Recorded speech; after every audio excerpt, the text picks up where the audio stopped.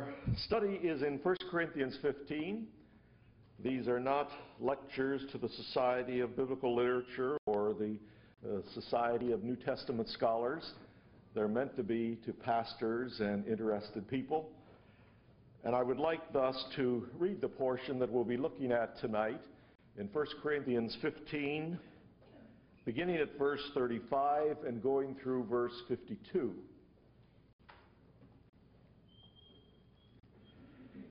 But someone may ask, how are the dead raised? With what kind of body will they come? How foolish! What you sow does not come to life unless it dies. When you sow, you do not plant the body that will be, but just a seed, perhaps of wheat or of something else. But God gives it a body as He has determined, and to each kind of seed He gives His own body. All flesh is not the same. Men have one kind of flesh, animals have another, birds another, and fish another. There are also heavenly bodies, and there are earthly bodies. But the splendor of the heavenly bodies is one kind, and the splendor of the earthly bodies is another. The sun has one kind of splendor, the moon another, and the stars another, and stars differ from star, and a star differs from star in splendor. So it will be with the resurrection of the dead.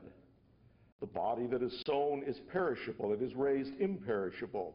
It is sown in dishonor, it is raised in glory. It is sown in weakness, it is raised in power. It is sown a natural body, it is raised a spiritual body. If there is a natural body, there is also a spiritual body. So it is written, the first man, Adam, became a living being, the last Adam, a life-giving spirit. The spiritual did not come first, but the natural, and after that the spiritual. The first man was of the dust of the earth, the second man from heaven. As was the earthly man, so are those who are of the earth, and as is the man from heaven, so are also those who are of heaven. And just as we have borne the likeness of the earthly man, so we must bear the likeness of the man from heaven. I declare to you, brothers, that flesh and blood cannot inherit the kingdom of God, nor does the perishable inherit the imperishable. Listen, I tell you a mystery. We shall not all sleep, but we shall all be changed. In a flash, in the twinkling of an eye, at the last trump, for the trumpet will sound, the dead will be raised imperishable, and we shall be changed.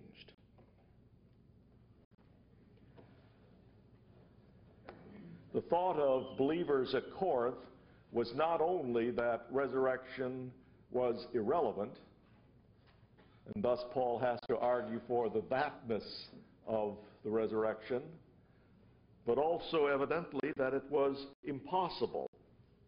And so Paul has to here argue for the possibility. How are the dead raised? With what kind of body will they come?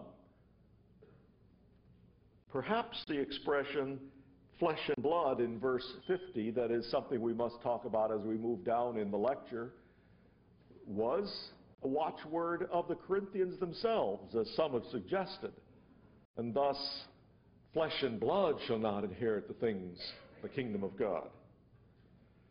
But be that as it may, probably they thought of divine salvation as something for the soul alone, as in Greek religious philosophy, probably because they believed that personality resided in the soul alone. And since the soul is inherently immortal in their view, there's no need for any further action in resurrection. Or perhaps probably because they interpreted resurrection only in spiritual terms, so equating it with their conversion and seeing it as already something that has taken place. This seems to be part of the problem that is referred to in 2 Timothy 2:18, referring to Hymenaeus and Philetus at Ephesus, who it is said have erred concerning the truth, saying that the resurrection is past, and have overthrown some of the faith. They certainly didn't believe that the resurrection is past and they missed it. They believed it was past in their spiritual experience. Possibly, I'm suggesting, also the people at Corinth rejected the possibility of a resurrection because of various crude and crass Jewish views of resurrection, which primarily thought of resurrection in terms of reanimation or resuscitation, when indeed it did think of resurrection. And some of those I want to get into tonight. To these confused converts, Paul answers in the last verse that we read tonight, I tell you a mystery, that which is enigmatic, but now I want to clarify, and my whole thesis is on the basis of now Christ's resurrection. We shall not all sleep, but we shall all be changed. The dead will be raised imperishable, incorruptible, and shall be changed. And so the emphasis here tonight on changed. Tomorrow night I'd like to talk something about sleep, but tonight about changed. In the Greek religious world, of course, and to give some background, as we've already seen, the body played no part in a person's salvation. And so, as we've said, the pun, soma sema, the body is a tomb. Paul would never say that. Paul says, soma neos, the body is a temple. But, or a skenos, the body is a tabernacle. But they would talk in terms of the body is a tomb. Souls are immortal, pre-existent, fully knowledgeable, entrapped in the material aspects of life at birth, and only released at death. And so the physical at best is only neutral. The Stoics, for instance, attempted to learn how to live within the physical and not allow it to affect too much the spiritual, though, as Epictetus tells us, one of the great Stoics of the first century, if one cannot find life in the physical satisfying and one is oppressed by it, there is always, quote, the tolling bell, the route of suicide that allows one to get out of it, though that was the last recourse. At best, neutral. At worst, well, it was decidedly harmful. Philo, for instance, could say that it is only the withered and the wasted who really can be those who are thoughtful and thinkers, which rules, indeed, me and a number of other of us out entirely. But we must learn how to cause that physical to wither and waste away. Salvation, therefore, is now in the Greek world for the soul alone, and in the future also for the soul alone. And so, as reflected in Paul's ministry in Athens in Acts 17:32, when they heard of the resurrection, some mocked. This is very strange. But what I would like to do tonight is to take you a little more into Jewish thought, what has been called Second Temple Judaism. If you don't know that word, intertestamental Judaism, though the Jew would never explain it that way. Late Judaism, though that sounds like Judaism has ceased. The Jewish world would prefer early Judaism or formative Judaism, but probably Second Temple Judaism is the most neutral term one can find. Roughly the period from about 200 BC or a little before to roughly about AD 100 or 200 BCE to 100 CE. And to suggest, to point out here that in this time there is no single or unified view regarding death or life after death. Rather, there are a multiplicity of differing beliefs. There are two dominant views that seem to emerge: resurrection of the whole person, but that has a number of variations in it, or the immortality of the soul, but again, that seems to have some variations within it. In some of this literature, some of you are going to be familiar with, and some are not going to be familiar at all. I hope you're sitting next to somebody who knows this literature very well, and you can just punch them and say, what's that? And they tell you. But nonetheless, believe me that these names I'm going to be saying are really there and are significant. Taking some of this literature, let me just lay out a number of motifs, and any attempt to catalog is something that is a bit fabricated, because you're trying to take a vast amount of material and group it and there are always loose edges, or rough edges, I should say, but nonetheless, with a large brush, paint the picture here. Many passages in this material simply end with people falling asleep, which is the common expression both in the New Testament and in the intertestamental materials for death. Or with the expression being gathered to his fathers. In many cases, that is characterized as being eternal, as in the testament of Issachar, or the testament of Dan, or beautiful, or peaceful. So, for instance, the book of Jubilees, which is attempting to go through the patriarchal period of Genesis and up through Exodus 20. It's not apocalypse as such, but it contains rather an organization of all of the great patriarchs into 49-year periods and then 7 sevens, and it's really arguing in a sectarian way that indeed if God has been so careful to organize all of life in this way, we ought to be very careful to organize our festivals and our religious service in a proper way. And it's really arguing for the solar calendar, and other things. It has a great deal of ethics to it. It has chapter 23 that's an apocalypse. But many of the patriarchs, as it talks about them, sleep eternally, peacefully, beautifully, gathered to their fathers. And there's no further discussion. Likewise, in the testaments of the 12 patriarchs, which appears in Aramaic version for Levi and Hebrew version for Naphtali, but what we have is all Greek, and probably a little later, but nonetheless throughout there, which is primarily given to ethical statements of what each of the 12 patriarchs said on his deathbed.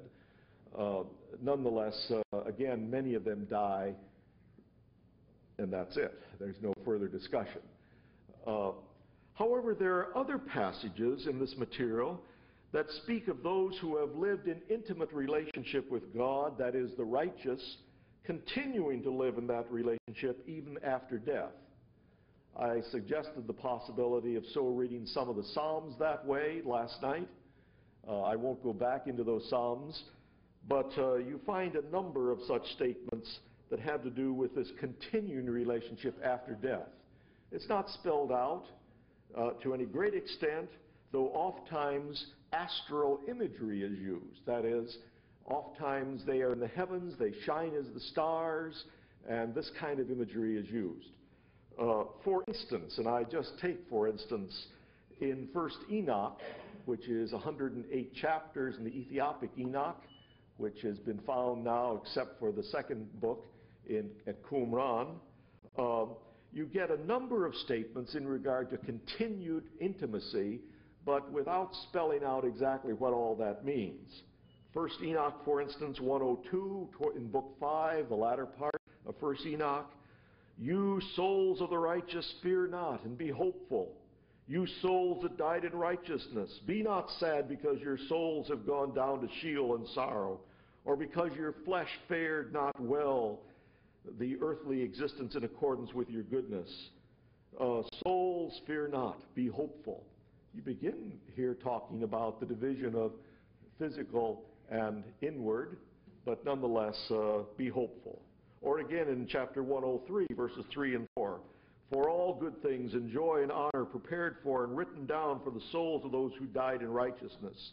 Many and good things shall be given to you, the offshoot of your labors. Your lot exceeds even that of the living ones. The spirits of those who have died in righteousness shall live and rejoice. Their spirit shall not perish, nor their memorial from before the face of the Great One, until all the generations of the whole earth. Again, even live in a relationship better than the ones who are living physically. Or again in chapter 104, be hopeful, because formerly you have pined away through evil and toil, but now you shall shine like lights of heaven. And you shall be seen, and the windows of heaven shall be opened for you, and you will have great joy as the angels in heaven. You remember Jesus talking to the Sadducees. He said, they will neither marry nor be given marriage, but it will be like the angels in heaven. That theme is very dominant in 2 Temple Judaism.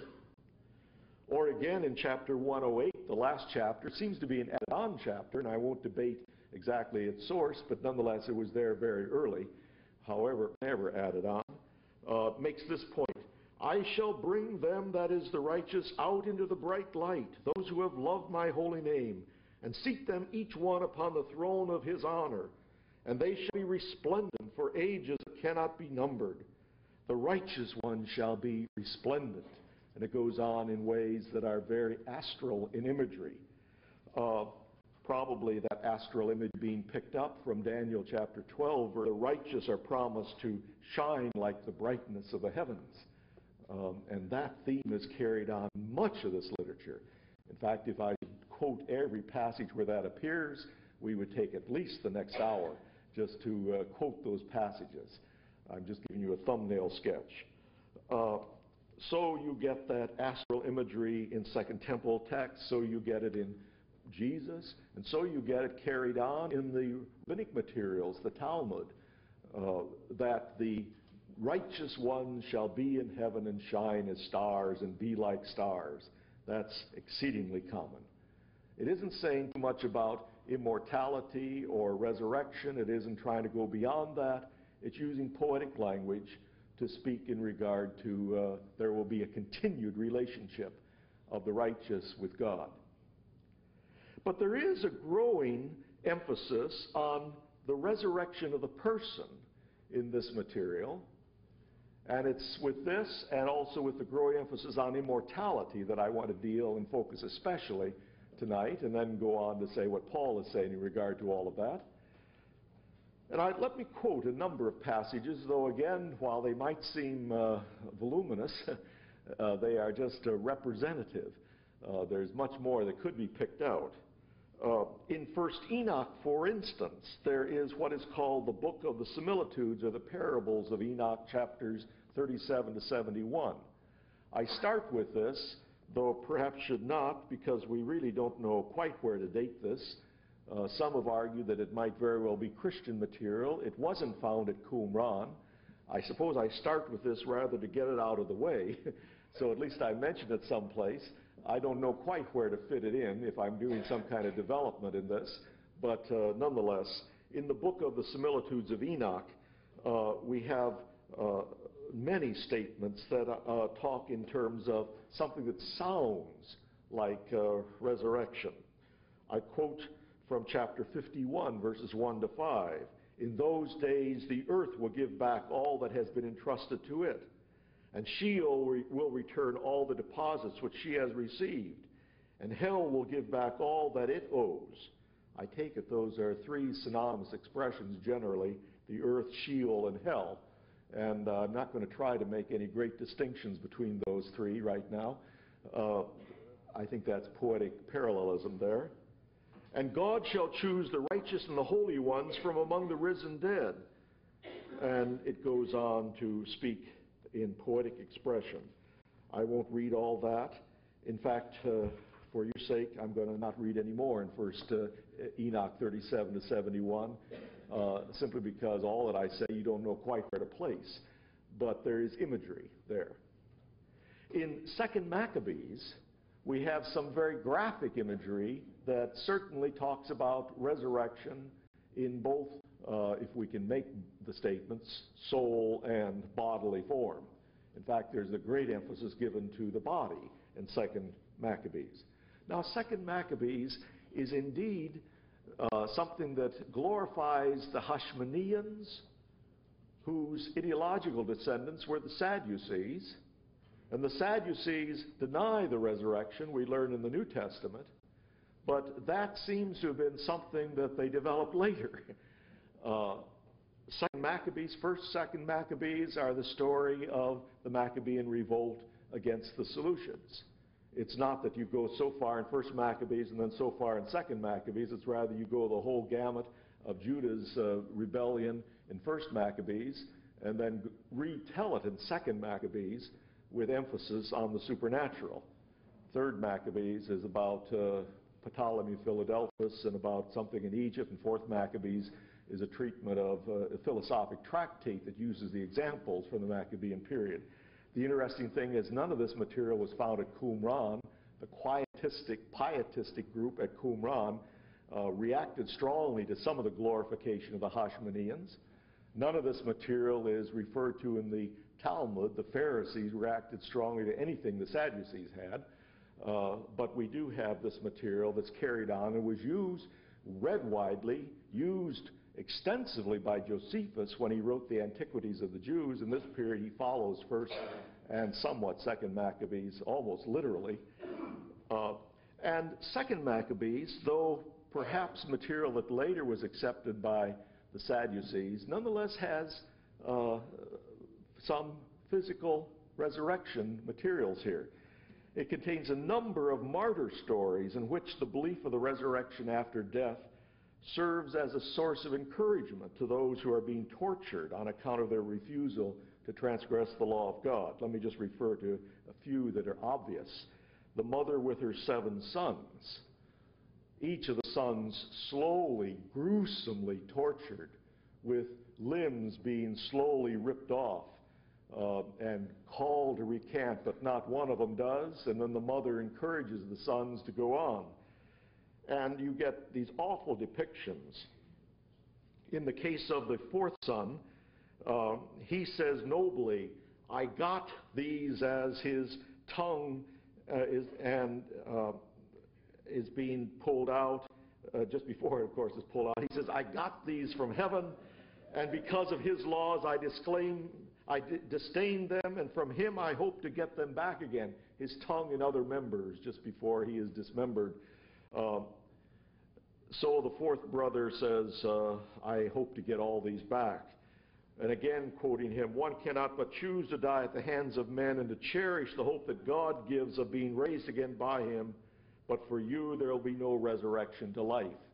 Second Maccabees talks about physical resurrection of the righteous, but not resurrection of the unrighteous. And while her sons are being gruesomely tortured, the mother encourages them not to give in and to transgress the law of God. And you have a little soliloquy given here by the mother. "I do not know how you came into being in my womb. It was not I who gave you life and breath, nor was I the one who set the elements within each of you. It was the Creator of the world who shaped each of you within me." And so, in his mercy, he gives life and breath, and he'll give it back to you again, since you now forget yourselves for the sake of his law. And she urges them to go on. He will give you back all of that again. And the 7th brother, as he is killed, says, "My brothers have now fallen in loyalty to God's covenant after brief pain leading to eternal life." There's another martyr story there in regard to Raziz, an elder of Jerusalem who commits suicide rather than transgress the law of God. And the gruesome story concludes as follows: "Still alive and aflame with anger, he rose, and though his blood gushed forth and wounds were severe, he ran through the crowd, and standing upon a steep rock, with his blood now completely drained from him, he tore out his entrails and took them with both hands, hurled them at the crowd, calling upon the Lord of life and spirit to give them back to him again at the resurrection." A gruesome story, but hoping and looking forward to that time of resurrection.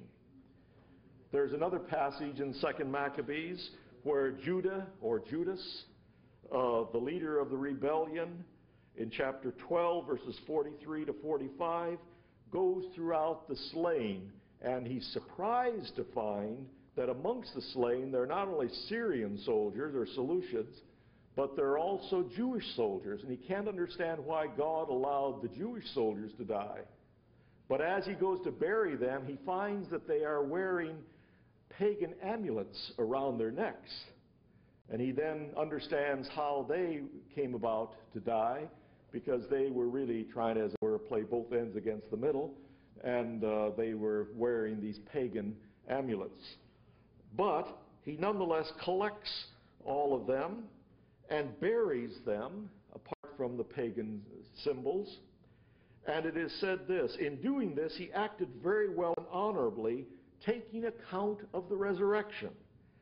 For if they were not expecting that those who had fallen would rise again, it would have been superfluous and foolish to pray for the dead. Here's one of the passages that Martin Luther had some problems with, and this is canonical material, and Luther said, recognize once and for all it's not, but Judah did pray for the dead, prayed for his Jewish comrades who died, even though they were wearing pagan symbols. But if he was looking to the splendid reward that is laid up for those who fall asleep in godliness, it was a holy and pious thought. Therefore he made atonement for the dead, that they might be delivered from their sin. Judah, the great hero, is depicted as one who believes in the resurrection of the dead. 2 Maccabees. You get that as well in other writings. I'm just going to tell you other writings. 4th Ezra particularly, though it's rather in a confused state, or at least confused to us to try to understand it all. 4th Ezra is written sometime around AD 100. It's a writing that is trying to explain, it's a theodicy, trying to explain why the fall of Jerusalem in the fall to Titus, and Vespasian and then Titus, the two generals. But in that account in chapter 7, it has one of the most intriguing passages that has given light to a basis for all sorts of interesting developments. In the Middle Ages, there was this man, Sabati Sevi, who picked up some of this material and tried to develop it, even claimed he was Messiah. But it's a very difficult passage. But let me just read it to you in 4th Ezra, chapter 7, verses 29 to 31.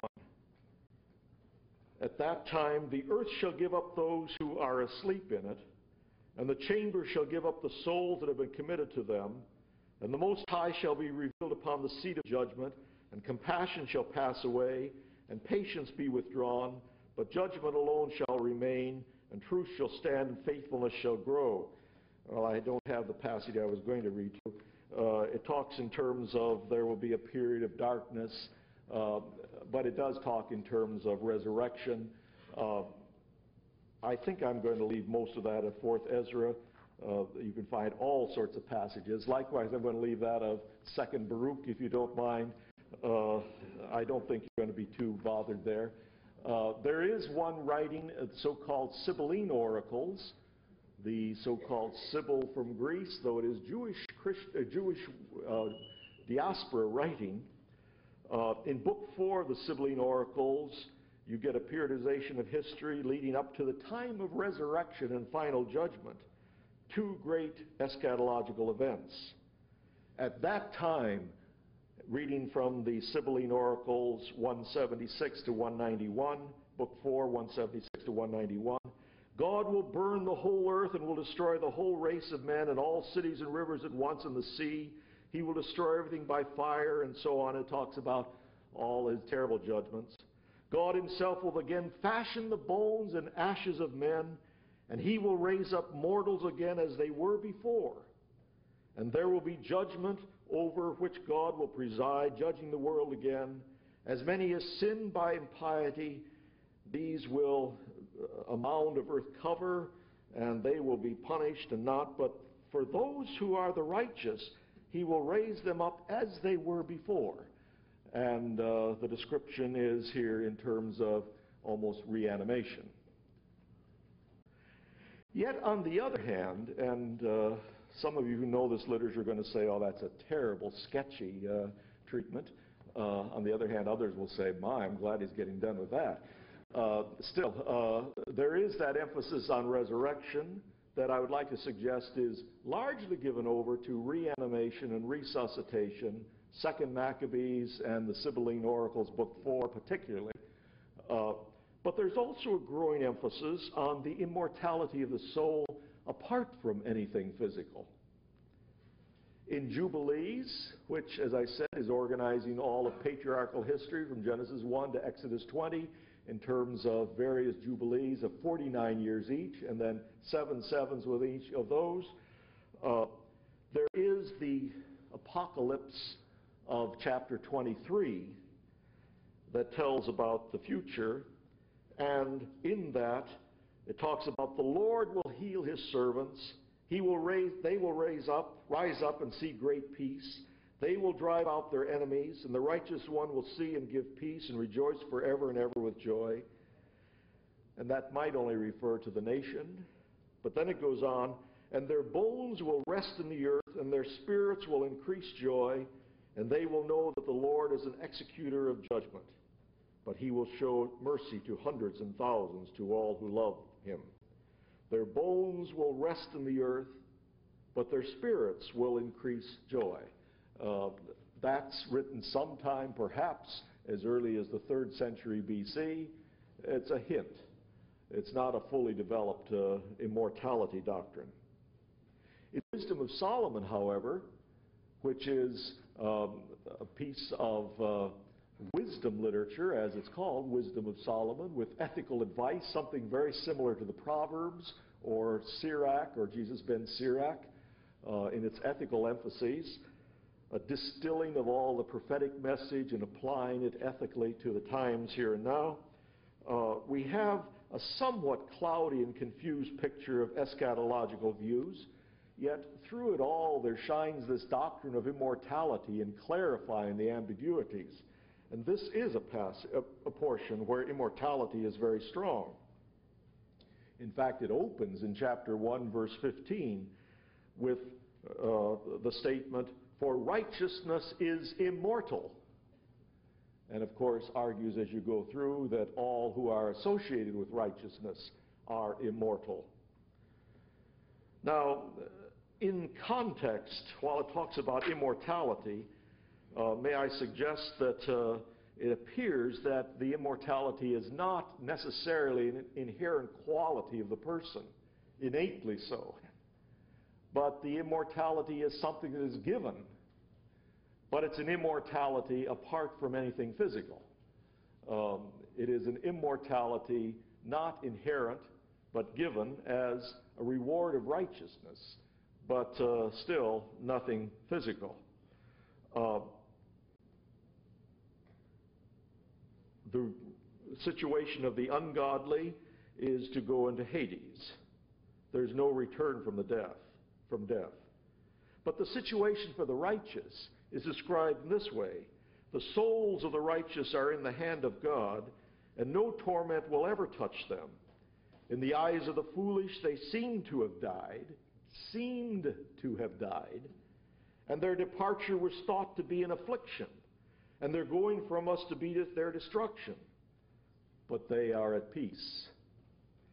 For though in the sight of men they were punished, their hope is full of immortality. In the time of their visitation they will shine forth and will run like sparks through the stubble. They will govern nations and rule over peoples, and the Lord will reign over them forever. The righteous seem to have died, but in reality their souls continue to exist, and they continue to exist because they are awarded for their righteousness immortality. So they are in a much better place. They will be in the hand of God at peace, and thus their immortality will be fulfilled. Now, yet there are statements in Wisdom of Solomon that make it sound as though that immortality is not only awarded, but might also be inherent, though these are the more minor statements, but I must read them. For instance, in chapter 8, verses 19 and 20, "As a child by nature I was well endowed, and a good soul fell to my lot. Or rather, being good, I entered an undefiled body." Now that sounds Greek. If you didn't have that statement, you could have said, as I said earlier, that it's just immortality awarded. But a good soul fell to my lot. Or rather, being good, I entered an undefiled body. Chapter 8, verses 19 and 20. Or again in chapter 9, verse 15. "For a perishable body weighs down the soul, and this earthly tent burdens the thoughtful." Philo could have said that. And this might very well be reflecting that kind of Hellenistic Judaism. It sounds very much like a Platonic understanding of the pre-existence of the soul. But you can also find many other statements where immortality is awarded. I suggest that you have, even in this one writing, a conflicting understanding. Maybe our categories are not broad enough to include it all, but it seems hard to include what sounds very Platonic with something that is then awarded. Or another passage, another book that tells us very much about immortality is that of 4th Maccabees. 4th Maccabees is really a philosophic tractate written perhaps at the end of the 1st century AD or CE. It's attempting to show that pious reason enables one to master the emotions. And thus you get a number of passages on mastering the emotions through pious reason. In order to demonstrate the truth of this proposition, the author uses the martyrdoms expressed in 2nd Maccabees, for there are noble examples of piety mastering the emotions. However, 4th Maccabees, whereas 2nd Maccabees talks about resurrection in very literal reanimation terms, 4th Maccabees replaces these statements with expressions of immortality and seems to do it quite consciously in opposition to what 2nd Maccabees has. Thus, for instance, after the martyrdom of Eleazar, the author of 4th Maccabees says, "Only those who with all their heart make piety their first concern are able to conquer the passions of the flesh, believing that to God they do not die, understanding that they cannot be affected by death." They are in that sense like Abraham, Isaac, and Jacob, who continue to live. Or again, the author makes a similar statement after he talks about the 7 brothers who die in martyrdom. "They knew full well themselves that those who die for the sake of God live unto God." Their death is then described as something that really is only something of an appearance. Here in 4th Maccabees, the martyrs die and pass directly into immortality and communion with God, whereas in 2nd Maccabees, they die and await a time when God will come and resurrect them. And there is that difference. Now, there could be more quoted, and I'm not going to try to quote more. No, I'm not even going to try. There are good examples, and you can keep picking them out. But may I just say that what comes to be fairly dominant is resurrection, but with unclear views, or immortality, though with some variety of opinion. And if we went through, say, Psalms of Solomon, you'd see a lot of these things mixed. If you went to the Dead Sea Scrolls, you wouldn't find either resurrection or immortality, which is concerned some. And you wonder exactly why. But it seems the Dead Sea Covenanters were not really interested in facing death. What they were interested in is the fulfillment and the consummation of all the promises of God in their lifetime. And so they weren't struggling with the question of death and life after death. If you read Josephus, he talks about resurrection and says that the Pharisees believed in resurrection, but then as he defines resurrection, talks about how souls are immortal and how they are caught up into the heavens at death and then reimplanted in new bodies, which sounds like reincarnation. And you begin to say, my, Josephus, what kind of a doctrine of resurrection do you have? And of course, if you read Philo, who despises and disparages everything physical, you get a very strong emphasis on immortality. Jesus, as I mentioned in Mark chapter 12, verse 25, as he's talking to the Sadducees, says to them, you do err, you don't know the power of God, and in heaven you don't realize that there's neither marriage nor giving in marriage, but they are like the angels in heaven, with that astral imagery, but that's pretty much what many Jews have been saying. The disciples, as they come down from the Mount of Transfiguration, I think there's a revealing little glimpse here in Mark chapter 9, And it is Mark that tells us this. They come down from the Mount of Transfiguration.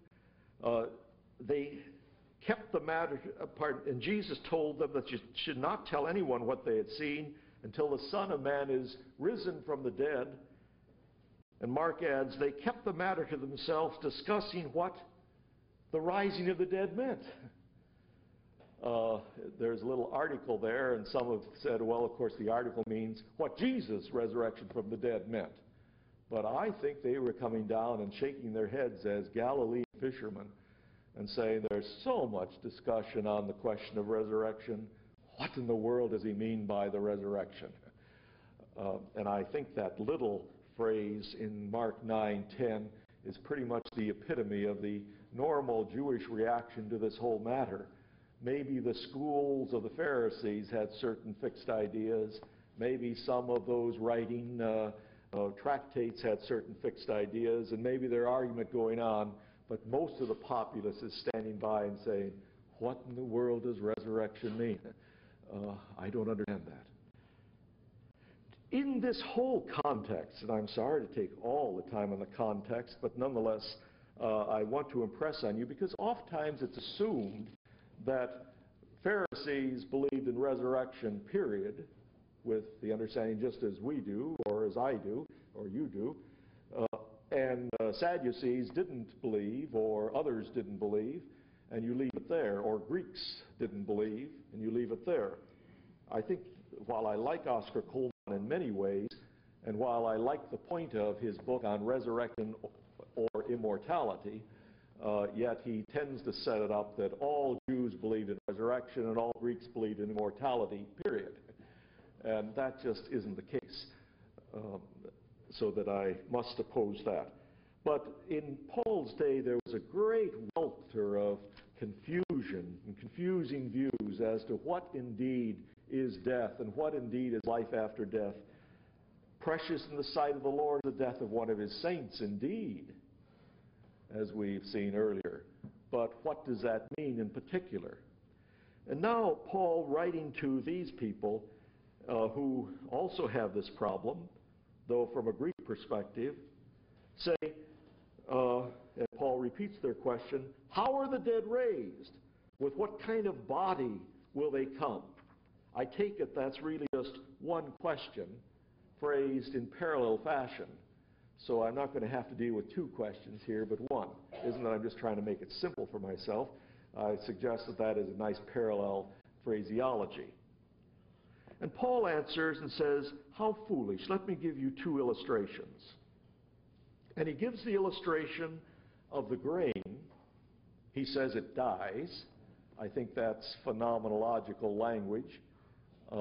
Quite literally, I trust the germ does not die or there would be no life. But as far as one can look on phenomenologically, there is decay going on.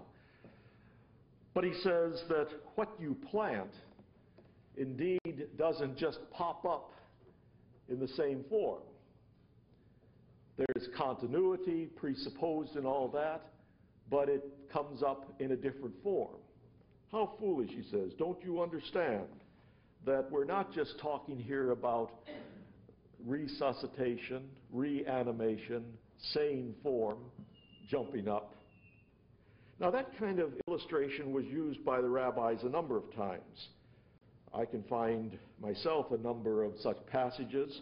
In Babylonian Sanhedrin, which is a Gemara 90b, there is the discussion here where it is said that Queen Cleopatra asked Rabbi Meir, but I somewhat doubt that Queen Cleopatra is asking for advice from Rabbi Meir, but nonetheless, we will not get into that discussion. The question that is posed here, and the answer is what's important, and asks the question whether the dead rise naked or clothed. And Rabbi Meir reported, thou mayest deduce from a wheat grain, if a grain of wheat which is buried naked sprouteth forth in many robes, how much more so the righteous who are buried in their raiment? And that sounds very much like Paul here, though not quite the same context. Or again in the sayings or Pirkei Rabbi Eliezer, the sayings of Rabbi Eliezer, to prove with the aid of this seed analogy the same line of reasoning that the dead do not rise naked as a grain of wheat, but they rise with all the abundance a grain of wheat produces, and thus rise clothed. W.D. Davies has used these two examples, there are many others, to argue that the analogy of the grain of wheat used by Paul was thus probably a rabbinic commonplace. And I don't doubt that. Paul is not trying to invent illustrations. Illustrations are like tennis balls, and the one who places it best wins the point. So he is using an illustration that is fairly common. But his point here is that how foolish to say, do they just pop up as they were before? No, not at all. There is some form that is given, but it's not just the same. Or again, he uses the analogy of creation, which is a very important analogy. And so he says, all flesh is not the same, and he uses a play between sarx and soma, two words for body or flesh. And while many do a lot of play on here, I like to say he's using them fairly synonymously all the way through. And he is saying that there are many kinds of forms that are given. And God is the kind of a God who can create all sorts of forms. He can create forms of one flesh, animals and birds and fish, and forms of heavenly bodies and of earthly bodies, and of stars, and stars differ from stars. He's talking purely phenomenally here. Paul is, we said last night, not a philosopher who's going to get into their philosophies and debate that. He's going to counter those with the gospel. And when he talks naturally here, I'm sure we could debate on all sorts of matters, astronomically or agriculturally or whatever. All Paul is trying to say is that God is the God who, in creation, however it has come about, clothes his created beings with proper forms. And there is a great variety. So if you get stuck on the question, are we going to pop up just as we are, you're giving God no freedom at all. You're assuming that things just pop up only in the way you can conceive of them. God is the kind of God who does all sorts of things. So with the plant imagery, the seed is planted. The plant that grows differs from the seed in form and appearance. It's not just the seed popping up. God determines the form. The implication is that it'll be a much more better form, a much more glorious form than that which was planted, as in seed.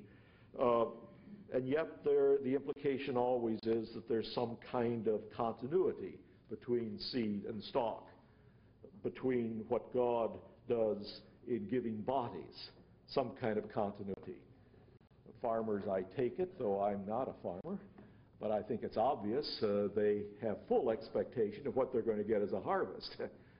They don't just plant and say, I hope, I hope, I hope. They have full expectation. So Paul uses these two analogies. Then Paul begins to explicate his thought on the basis of these two analogies. And so in verse 42 he says, so it will be with the resurrection of the dead. Let me now spell out the implications. I'd like to just make some 5 points here that I think he makes, either directly or implied. First of all, it's a changed body, a transformed body. As with seed, it's changed. And he says that quite directly in verses 42 through 44 and then in 51 and 52. The body that is sown is perishable, but it's raised imperishable, or corruptible and raised incorruptible. It is sown in dishonor, it is raised in glory. It is sown in weakness, it is raised in power. It is sown a natural body, it is raised a spiritual body. I don't think I want to go through and break all of those four down and make great sharp distinctions. I think he's trying to, as it were, lay it on various ways of expressing it, so we get the point that there's change that goes on. And he says again in verses 51 and 52, listen, I tell you a mystery. We shall not all sleep, but we shall all be changed. transformed. In a flash, in the twinkling of an eye, at the last trump, for the trumpet will sound, the dead will be raised incorruptible, imperishable, and we shall be changed. Not resuscitated, not reanimated, but transformed and recreated.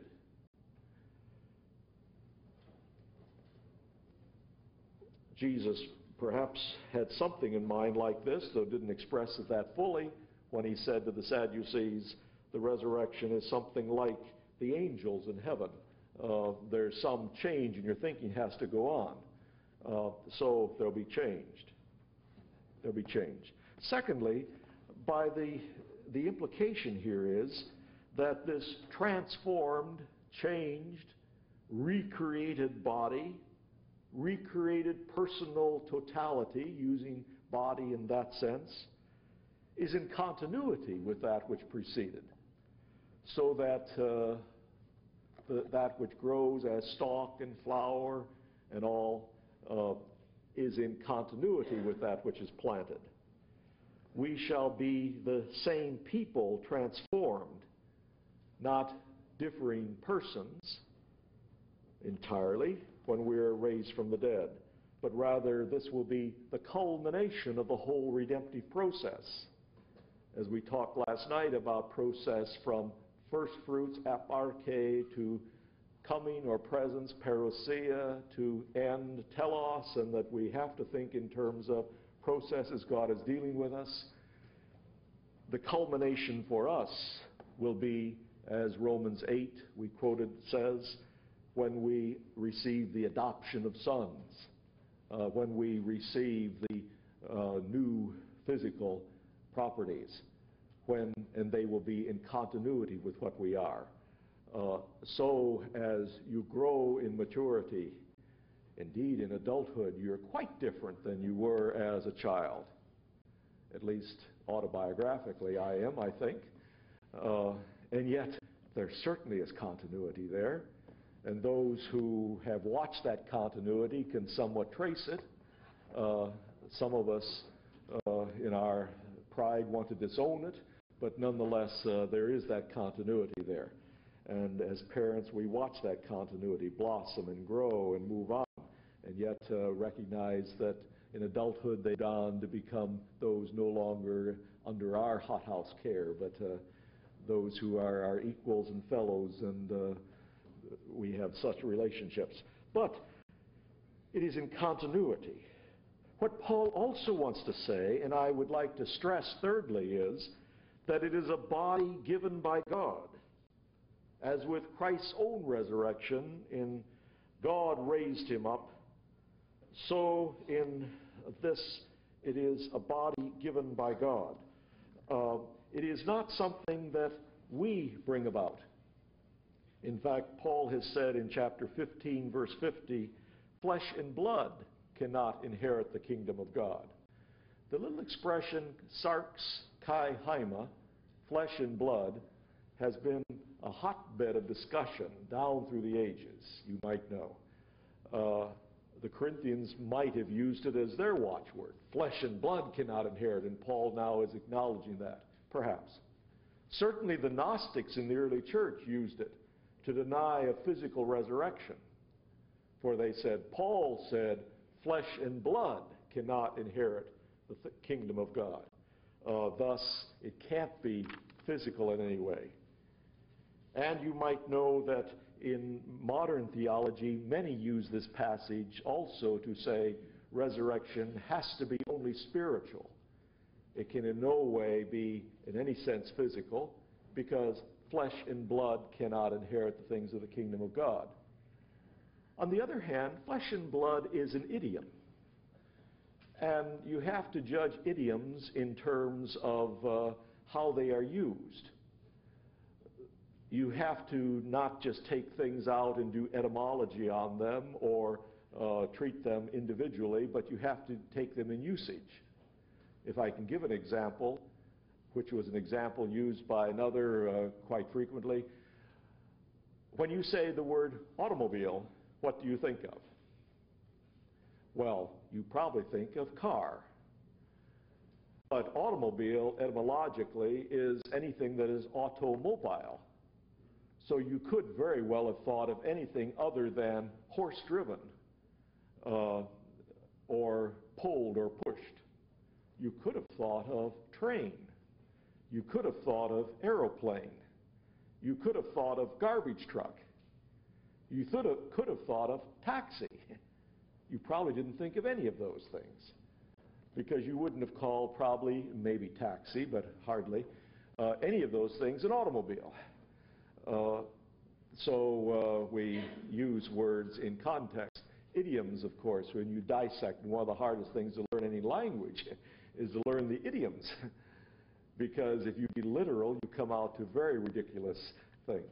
So I would suggest that here you have some idiomatic expression. For instance, Jesus in Matthew chapter 16, verse 17, talking to Peter in the Great Confession, says to him, "Blessed are you, Simon, son of Jonah, for flesh and blood has not revealed that to you, but my Father who is in heaven."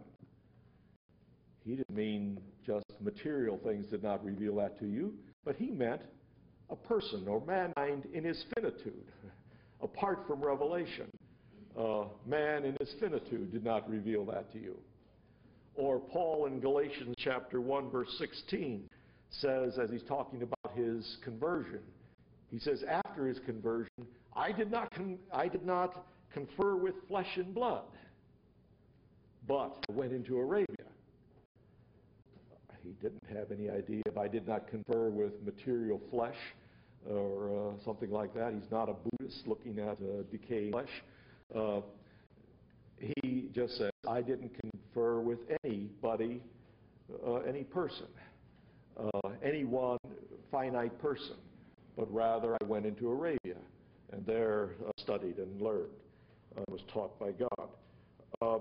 I would suggest that what we're talking about here is, what Paul is saying here is that man in his finitude cannot inherit the kingdom of God. It must be God who embodies and gives a body and gives form to resurrection. It will not be man in his finitude. Furthermore, may I suggest, fourthly, it's called a body that is a spiritual body. Now, Paul recognizes that when he says this kind of thing, he's getting into something that sounds very Grecian, and he makes quite a clear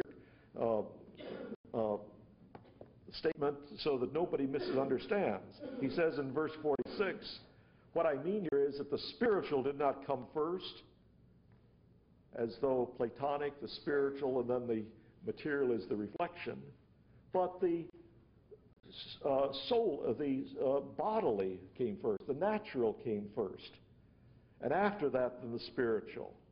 The first man that I'm talking about was of the dust of the earth. The second man was from heaven.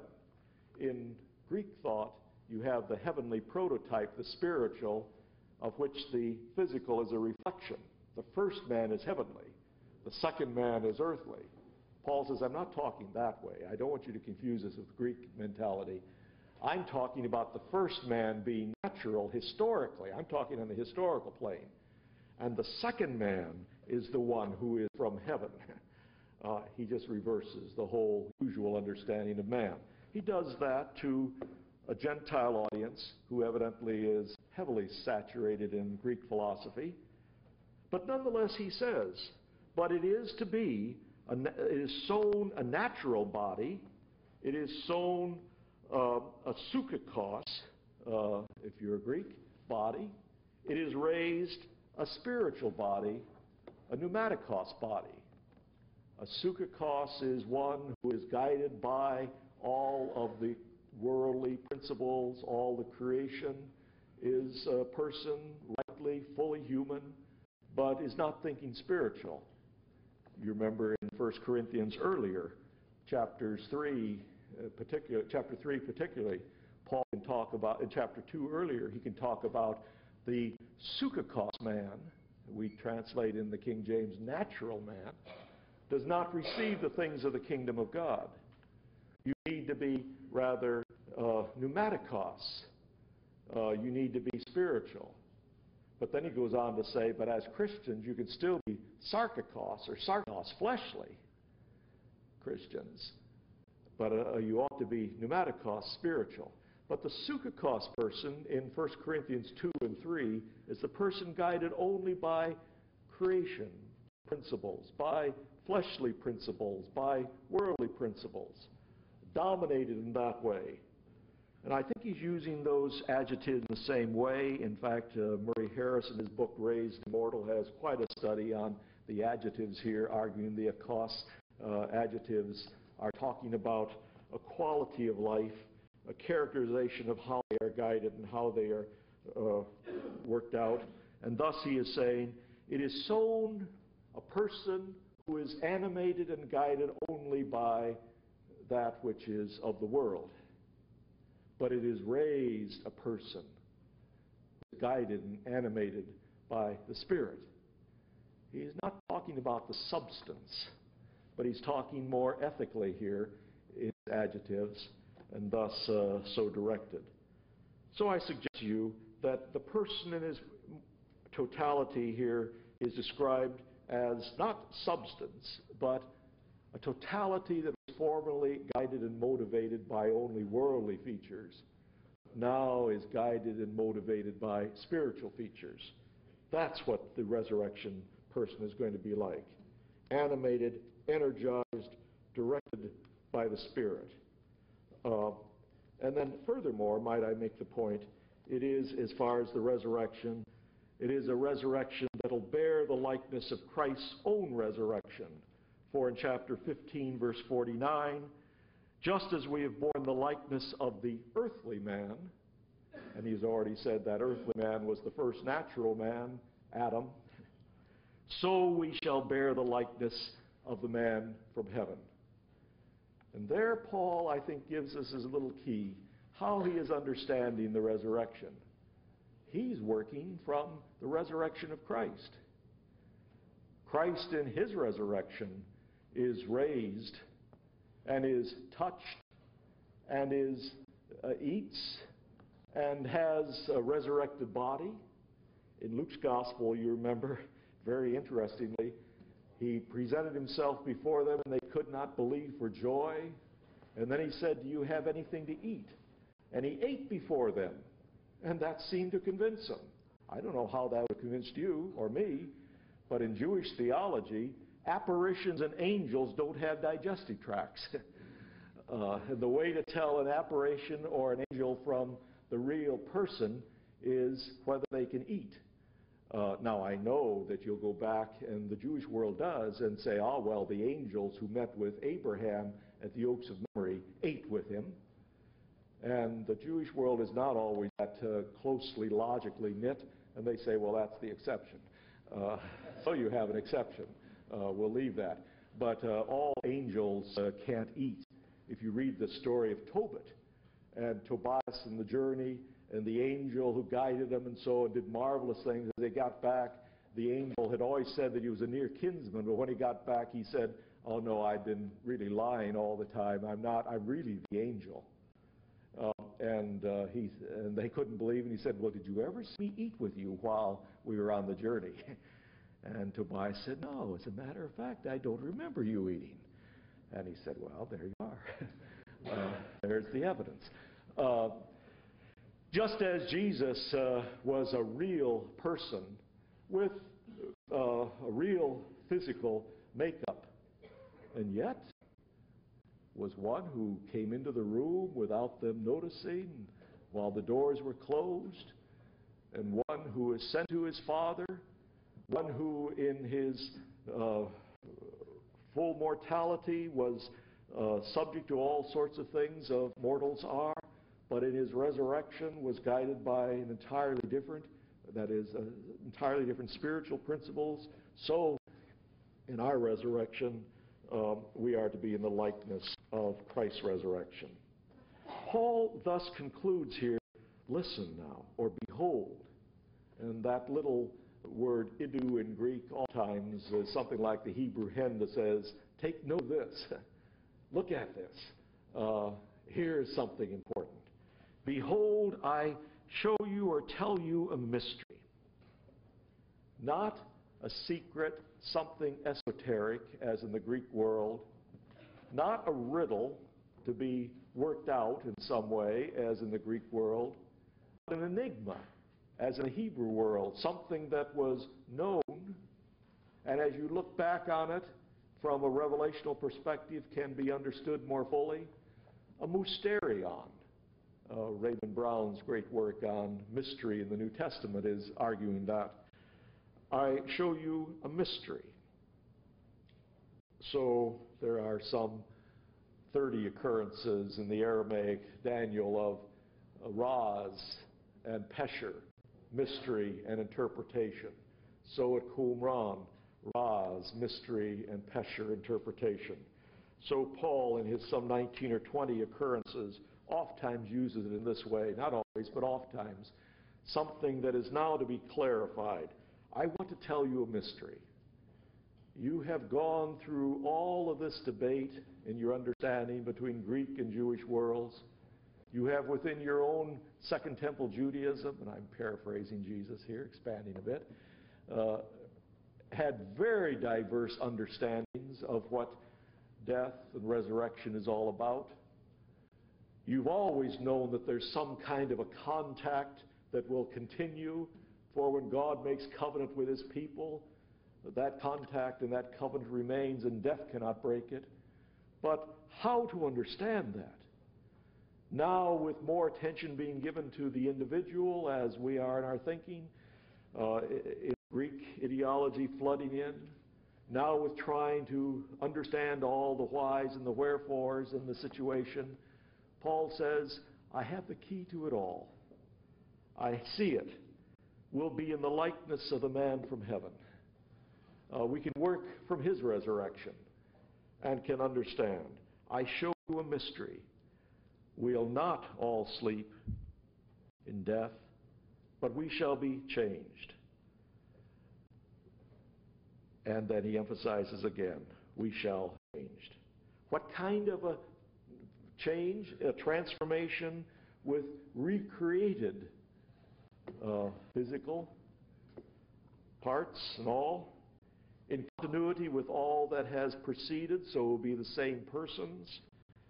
That which is enacted by God, for it is God who creates and recreates, animated, energized, directed by the Spirit fully in the very pattern and the paradigm that Jesus set and was set in Jesus' resurrection.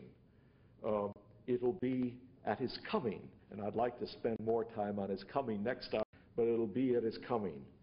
So the Christian in our day, of a day of science and scientism and nature and naturalism and humanism, so the Christian does say, well, I realize that the questions are asked, how? And the questions sound very convincing, impossible. But Paul says, but there is one whom God did raise from the dead and set the pattern and the paradigm. And so the earnest Christian is called upon to believe that that pattern and paradigm has been set by our Christ, to base himself or herself on God's promise of continued relation, on God's working in Jesus, in raising him from the dead, and always recognizing that it is not of ourselves, flesh and blood, or of that which is purely human is going to bring it about, a sukkakos man, but it is that which God is going to bring about. And I find that a great hope, a great consolation. I pray, God, that when I come to place of death, whether it be tragically in accident or normally in old age or however else that I can't conceive, that not only will this be theory in my mind, I don't need it as substance for me right now. God, I pray God he'll give it to me at the time I need it. I don't ask him for to carry all the armaments that I'll ever need for everything I'll ever do. I pray only that he'll bring all of this to reflection and to understanding and to hope and to confidence For it is God who is both creator and who is recreator, and we rest in that confidence, I think.